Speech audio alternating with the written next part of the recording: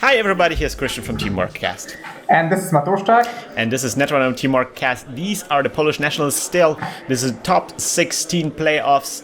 And this is the fifth video from the series. This is the first round from the lower bracket, from the fun bracket. And on the left we have Romano Soprano. And on the right we have Apo. And behind the microphone we have Matuszczak. How are you doing? I'm doing pretty fine. And we have two pretty amazing players here. We have Romano Soprano on the left, who is one of the, probably the best Noise player I know. And we have And we have Apo, who also has plenty of experience with Butcher Shop. So I think we're about to see a really good game. I'm super hyped about this one. Romano Soprano was a really cool guy. He's like this very cool, a poker face kind of player. Definitely. But Noise is his favorite ID, and he brings it to all sorts of tournaments in different forms and shapes. I've played so many different versions of this. This one was pretty normal because I saw the deck list after the tournament, but he used to play Noise with Sub-Warfare, Chopbot, and all the different junk, and it really worked. I've never seen Chopbot in play yet. Oh man, this is amazing. At one tournament, he played a 45-card deck that had like 40 different cards, and he came in second. So this guy is just nuts. Nice. All right, so he will be playing the Noise, and the Noise will of course mill a card from the top of R&D of the enemy when he plays a virus. He eats a banana here, nice. And Apo will is of course playing the NEH, and NEH draws a card the first time he creates a new server each turn. And so we begin the game with a sweep. Well, Romano is not Andromeda, but it is still nice in the opening hand, and he ices both of his centrals. Yes, so very nice play from Apo here, very standard opening. Pretty good start for him. We still don't know if it's a Butcher Shop or not, but you said that it might be a Butcher Shop. Well, I've been playtesting with him before the tournament, so okay. I think I already spoiled this one. Oh, Jesus. All right, so we see the Romano Soprano playing the Imp. And we see a Data Raven on HQ. Oh, running on HQ, there is a Data Raven. Of course, he probably won't continue after this. Nah, this doesn't look like a good idea. Yeah, he could easily get a token on that Data Raven. That would be the end of him easily. And instead, he just gets a credit. Not a very turbulent start for Romano Soprano here. Apo has a good opportunity. Yeah, and he has a hedge fund, I think, which he can afford. Creating this economical pressure. Instead, installs a card in the server, draws a card because of this. This is such a neat ability. You get to see so many cards. He already has a traffic incident in his hand, and he plays the hedge fund I mentioned. Yeah, so creating like this pressure that he can do mean things with all those credits. Romano Soprano runs on that card that was installed there, and that is of course the Sansan. Sansan gets the Imp. And then we see an Alt-Art Aesop's Pawn Shop and not Alt-Art Wildside. An interesting mix, I might say. And he really got nice value of his Imp here. Getting a Sansan off it, and he still has a counter. So he's probably gonna trash whatever Apo just installed. I'm assuming that Apo is really looking for ice here, because otherwise he wouldn't probably install an exposed Sansan like that, right? He might be, but he also might be fishing for mid-season replacements, because I don't think I can see it in his hand. I'm not sure about that. Romano can always imp it though, so that's an important part. Well, that's an important counter to Butcher Shop. Being able to... Definitely, yeah. Apparently, not stealing agendas is good these days. Apparently that's the thing now. Thanks to Butcher Shop. Thanks, Butcher Shop. Anyway, so Apo is really thinking a lot about this. Do you know where the two players come from in Poland? Yep, Apo is from Gdańsk, and that's actually also my hometown, so it's really nice to see a really local good player though. Yeah, to see a local player up top. And Romano lives in Poznań now. But he learned Netrunner in... Poznań guys are gonna hate me for this, but he learned the Netrunner in Warsaw, so, that's a reason to be proud of him. But now... Came from Warsaw. Yeah, and he's doing really well in Poznań now. They have a lot of awesome players in there as well. rocking the meta, the Poznan meta with his Warsaw skills. Exactly. All right, so we see a server that is empty, that there's nothing in here, installed by Apo, and Romano draws some cards with the wild side, losing a click though, so he still doesn't have his pancakes up, so which is so important for, the trifecta is always wild side, pancakes, and pawn shop. I wonder if he runs 2 or 3 copies of pancakes. 2 seem to be pretty standard, but I always play 3 in my deck because I really want to see them as soon as possible. I'm wondering what's his take on this. I wonder too. I think there's pancakes on hand. Okay. He imps he pounds the imp, installs the cash, creating another mill, and I think that's the pancakes. And draws another card. That's a really neat setup. He has a cash to pawn the next turn, and this is looking pretty good for Romano. Yeah, Romano has all the key cards set up in place and everything is going fine. You just need some time to get the viruses in, start playing the viruses, and start milling the hell out of Apo. Apo, meanwhile, gets up the closed accounts. No, wait a minute. Is it closed accounts? Marked accounts. Oh man, so many accounts. Yeah. Liberate accounts, marked accounts, closed accounts. Few people play closed accounts those days, though. Like this card is getting cut from everything. It's if you can get attack in, then you can also kill them. Yeah, that's people's reasoning. I'm guessing if Apple can land attack this game, well, Romano Soprano is dead. So what's the point of closing his accounts? Yeah, that would make sense. But maybe if you don't have the influence for a Scorched Earth win, close accounts might be a cool splash. So if they notice, oh, maybe that's not a kill game, then it's like, oh nope, you are dead.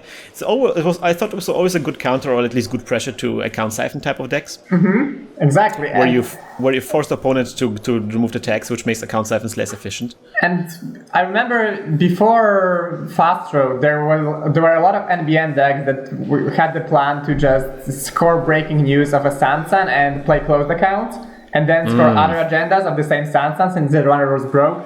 I really liked that play. It was really big, it was usually game winning, and well, I felt that it required more skill than the modern fast advanced decks, but I'm pretty salty about them, so. Well, you had your encounter with close accounts in this matchup. I remember you lost like 30 credits to a closed accounts play on a. You probably, as we're showing this video, probably on the next table next to us, having that game that you talked about. Yeah, somewhere there I'm losing 31 credits to closed accounts. Yeah. Anyway, so meanwhile, back to the game. Romano Soprano gets out a clone chip, gets out Parasite, gets out a Sherazade, and then use the clone chip to get back an imp there, and imps the marked accounts. Sherazade is really neat in this deck. It grants you so many credits. The only downside is that it's vulnerable to power shutdown, but few people play it these days, so... Yeah, there's just one player in the top 16 that is playing Wayland, which is the Pros. And he's playing Arcus. I don't know if he's running power shutdowns, but he's running all sorts of lethal stuff. I can assure you he does. I played his deck. Okay. Alright, so we see a hedge fund, and then just really not just drawing cards and discarding a lot of stuff by Apo. Yeah. Romano Soprano gets his mandatory draw, basically, his 2 cards at the beginning of his turn, and plays, there he is, or she is, the Street Peddler. Such a neat card. It gives so much speed to Noise. You get your stuff faster. The other upside is that Apple has no idea whether this Street Peddler has clot or not. Yeah. So now fast advance is also like a problem. I already lost fast advance type of games to a clot on Street Peddler. It's always annoying. Yeah, it must be. And it's the third card that lets the runner, first card in the game that lets the runner be a corporation a little bit. Hide your cards from the other player. Make him guess what you have. Absolutely true. Sometimes you get free events and it lies there, and the corp keeps thinking it's a threat, and it's just free sure gambles. Definitely, yeah. It's really annoying. Also, I think the only card that allows you to install resources mid-run or on the turn of the corporation. I think you're right. I can't think of anything else. It might be wrong here, but I think there's not many that can do this otherwise. Anyways, we see an imp, a lamprey. And that lamprey, I don't think it will do a lot right now because Romano Soprano can't have access on HQ, but it will, of course, do really nice as pawn shop fodder. Yeah, I think it's just there for males. Because I don't think he feels like going into his HQ for a Data Raven. This doesn't seem like a good idea. He's just gonna keep setting up. Apo isn't doing much this game. I'm guessing his draws are disappointing. He further ices his HQ. Which might... Yeah, Apo is being really passive right now, although he installed a card in the scoring server right now, so maybe this could be an attempt to get his first agenda rolling, or maybe some kind of kill. Maybe. We don't see a Faust on the table, so... Well, Romano might have trouble getting in there. But as always, there might be one on the Street Peddler, you never know, and as expected, the lamprey gets the imp.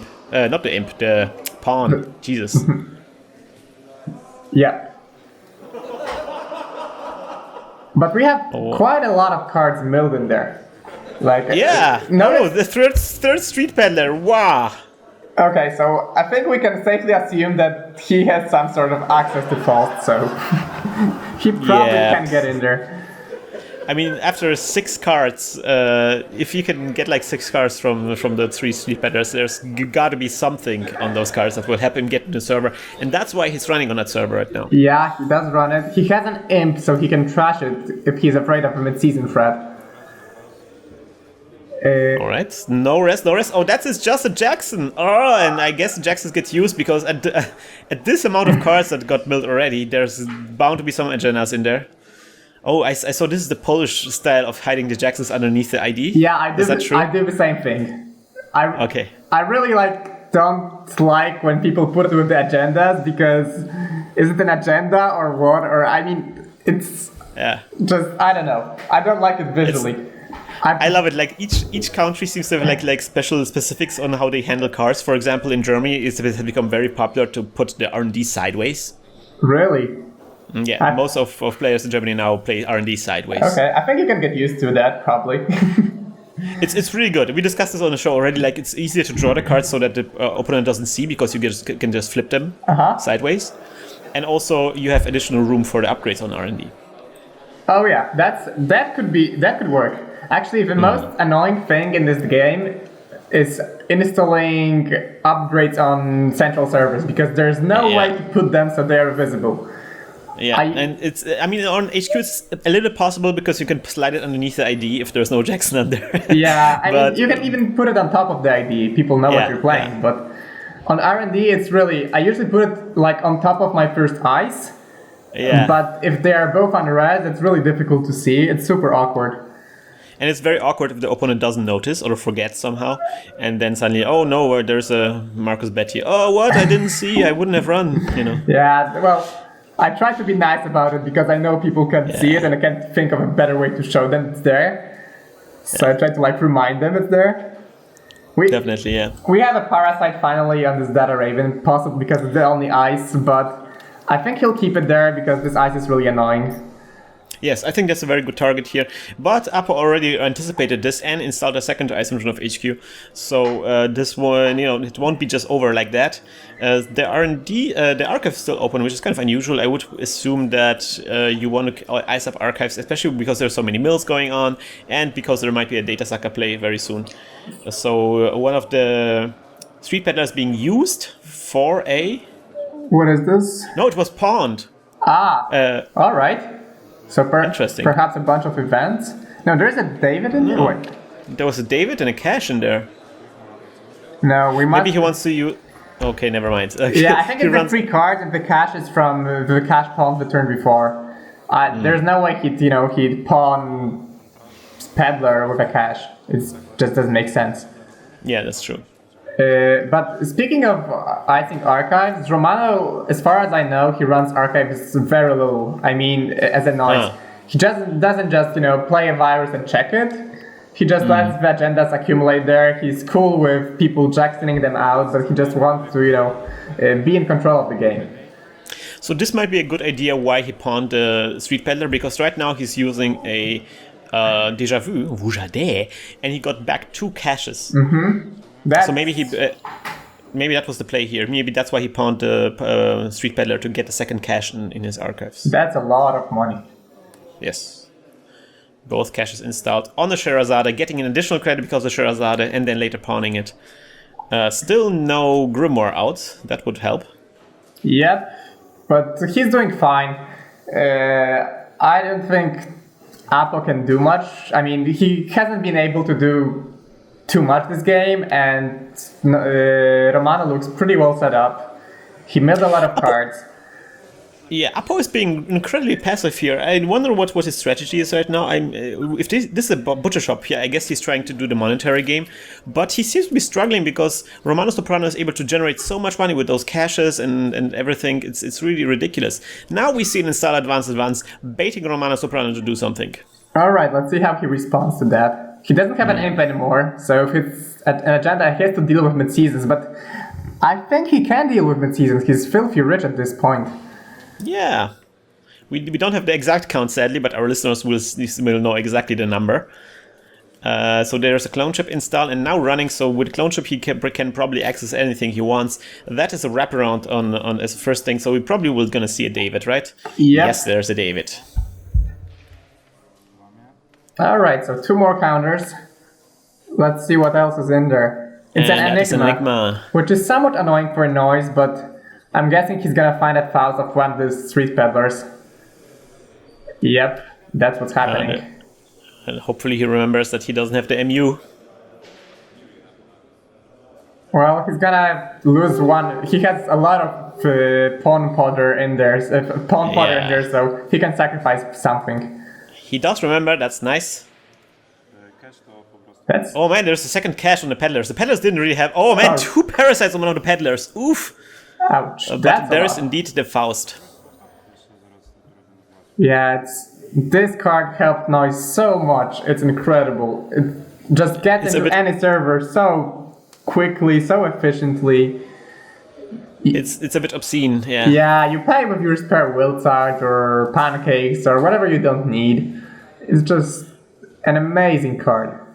It's a bit. I mean, I'm struggling so much against this card. This is really problematic. Yeah, that's. So yeah, now he will have to discard 2 cards, I think, to get through the Enigma. Or he'll just lose a click. I think this might be better. Click. He discards 1 Lamprey and then he loses a click. Yes. I think he might value his card over his click, and that's what he did. And he'll see. Let's see what agenda this is. It might be. My guess is breaking news. But we'll see. He's counting the money. Is he making sure that he can't be mid-seasons afterwards? Better safe than sorry here. Oh, he installs the imp from the second nice Street Peddler. So if this is an agenda, he can still imp it. Nice. Such a good play. He's playing around everything. And getting a mill. And is a breaking news, so this could have been game, but it's not. Nice attempt by Apo, trying to fry him. I mean, the server was really nice constructed because the outer ice has to be broken with a different type of program that the inner ice has to be broken with. He can't just break both ice with a Faust. So that was a really good play here from Apo. Sadly, Romano Soprano had so many Street Peddlers. Street Peddlers really came in to save the day. Yeah, he decides against against imping this agenda. He's apparently cool with being mid-season here. I don't think Apo has enough. No, definitely he doesn't have enough to trace him yet, so... Yeah, he's using those annoying tokens, so it's very difficult for us to count them. But I think there's a 5er and 3 2ers and 1 1er, so that's really not enough money. I think it's not a 5er, it's a 3, but I'm not sure. I mean, he's certainly doesn't have 5. He has 1, 2s, and 3s. I'm not sure which are which. I'm guessing this is 10 credits at this point. But the viewers will see this, so we shouldn't be discussing this probably. Yeah. So Romano Soprano has definitely more than 10 credits, so this wasn't that's a big of a problem. Of course, there's always this problem that a corporation can just restructuring and get the credits up before the mid-season. But he has a big buffer. I don't think a restructure wouldn't cut it here. No, He no, has definitely not. around 20 credits is the way I see it. So Apo installs something else in here and advances it once. Baits Romano Soprano for another run in here. But he gets 2 cards every turn.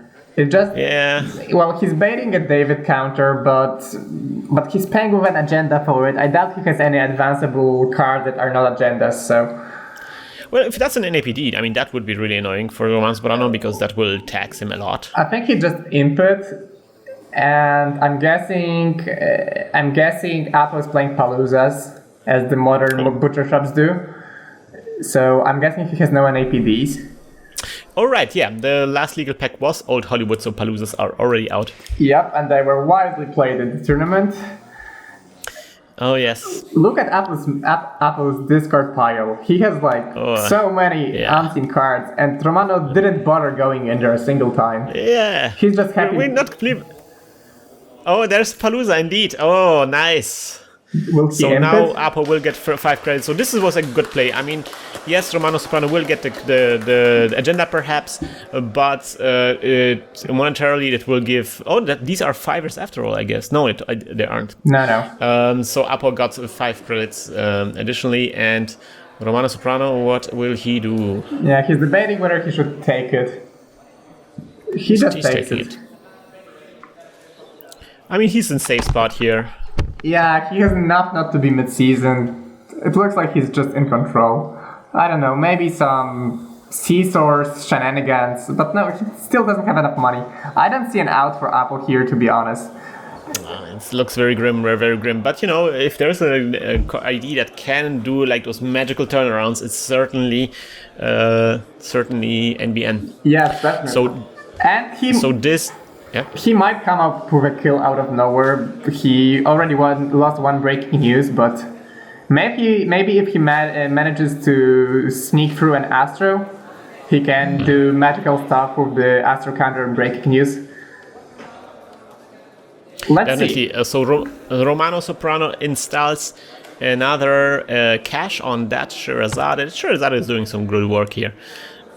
So he gets even more money. I mean, he's so incredibly rich. Really, yeah, and he has nothing to spend this money on. This is kind of awkward in all the butcher shop methods. Everybody has piles of money and nothing to spend it on because the eyes are wraparounds and enigmas. Everybody just sits around and collects money. Yeah. It's basically Wall Street the game. Alright, so there is a marked accounts here that it would have been a really great imp target, but yeah, there's no imp. Oh, awkwardly tries to trash the parasite in his own archives. So yeah, anyways, the parasite is now through with the data raven, and now maybe there's going to be attack on HQ. I mean, those agendas got to be piling up there, right? Yes, well, they must be. They are either in his HQ or in his archives. They must be somewhere. He just runs Iron... Right. No, he just mills a card, alright. Alright, there's an imp, and then immediately goes for HQ. He doesn't even want to imp that marked accounts. That's low priority. The big important thing is to create pressure on HQ, and that is, of course, the Architect. That is a nasty, annoying card with the Faust. I mean, it's not unbreakable, but it's always 3 cards, right? Yeah, it must be really annoying. I don't think Romano wants to allow any of the subroutines to fire. Nope. He definitely can't let the second one fire, because it's gonna be even more expensive to get the agenda of the remote server. Yeah. There certainly are some agendas in the trash. I mean, there have to be. Alright, discards the cards, gets in here, and throws the dice for the access. And what is it? It is an wraparound which he imps with his imp. Reasonable. Wraparounds are really annoying for him. He only has his last counter on his David, so... That wraparound would have done some really good job on that scoring server, but now no longer the case. Yeah, right. This would have been super annoying. I don't think he has a good way around it. And it's 4 cards with Faust. That's too much. Ooh, new card here, Trope. So the Trope will collect counters. These are not virus counters. And then you can trash Trope to get that many cards from your discard pile from your heap into your stack in your deck. That's gonna be so nice for finishing Apo off. I mean, he can look at his stack. He's even able to mill him, and he's only made 2 runs on central servers, I believe, and then only running advanced stuff on remote. We've seen 5 runs this game. Romano Soprano really exploiting the Noise's ability here, creating just the right amount of pressure. Not relying on his ability though, just really making sure to disrupt Apo's play to make sure that Apo is really a bad spot for his win condition. Yeah, he's getting familiar with Trope.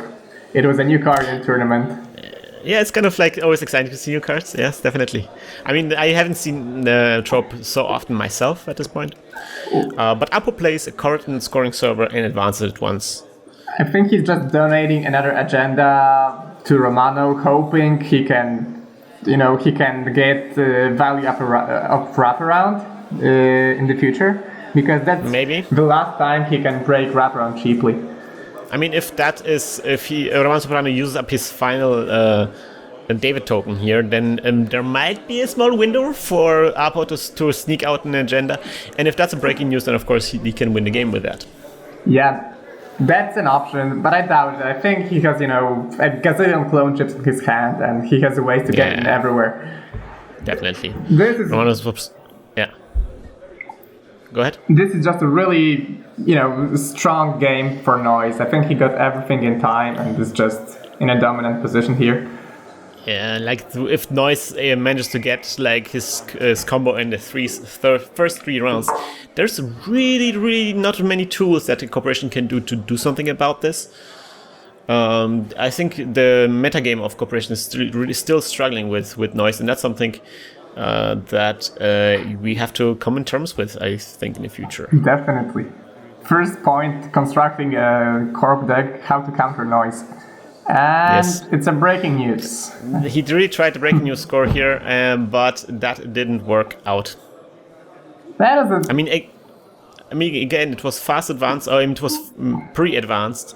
So if he could have make a Scorched Earth play afterwards, 2 Scorched Earth. Yeah, maybe he was trying to disguise it as a Palooza and then try to kill Romano off with Traffic Scorch. Maybe. Well, nice attempt, anyway. Romano Soprano's David is now empty, so maybe there is an opportunity here. Yeah, let's see. Let's see about that. That's probably what Apo was looking for. Yeah. He definitely has enough damage to finish him off once he's able to land tags, but... Yeah, Romano Soprano can't make a single mistake here. Yep. So... he has everything under control, but just one slip up is enough for the Scorch play. And we've seen a lot of those. I mean... Yes. And another install advance, keeping up the pressure here. Okay, so Romano is at 4. Right. Yeah. Let's see if he can get in this server. I'm guessing he can, but we'll see. I mean, when push comes to shove, you can still just use the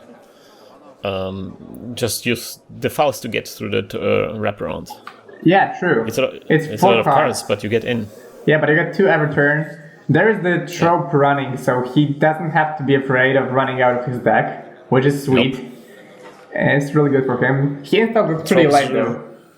Trope is a really nice security insurance, and it's really great to have this kind of... So now the Anarchs don't even need the Levi AR access thing. Exactly. They have their own thing now. And I know Romano used to include Levi in pretty much every deck of his, to the point that I didn't understand the inclusion, but he used to do that in Noise for sure. So I think he's really happy to see a card that doesn't cost free influence to play and does, a similar thing. Yes. Absolutely. So there's this data sucker installed, and then the Dirty Laundry on Archives, and then the handshake from Apo. Apo really, and I uncovered the card so we know what he scored in here. Man, just going through the pile here, and there's just, so many agendas. Oh man, how many agendas? Even more agendas. Jesus Christ, many agendas. Oh god, this is even more. Just puking agendas all over the place. That's like 16 points. All right. I can see why Apo was so sad this game. I mean, he was trying to do stuff, but this was pretty pointless. This was really one-sided here, and I think I didn't see too many Jackson Howards either. Like, I think this was just one Jackson Howard by Apo. Yeah, I think he burned one. One got milled for sure, maybe better one as well. Oh god. So yeah, this was a very nice game for Romano Soprano. Really dominated here, and so I think we're going to see more of Romano Soprano because this was, of course, the lower bracket, and so we're going to continue seeing more games from the lower bracket where Romano Soprano continues. Sadly, Apo leaves the tournament after some really exciting games here. But a really solid performance from him. He took 6th place in the tournament, which was really solid. And, he played very well with Butcher Shop in Film Critic era, so really big shout out for him. Shout out to both players, excellent job. All right, Matuszczak, thank you for joining me again. It was a great pleasure. Thanks for having me. And so we're gonna leave our listeners and hope you will join us next time when we deliver more games from this tournament. And we will, of course, as always, hack the planet! Hack the planet! Shut up and get in the car! Shit on me. This episode of Netrunner TeamworkCast was created with a generous support from our listeners. If you enjoy the show and you can't get enough Netrunner videos, please check out our Patreon campaign at patreon.com/hacktheplanet.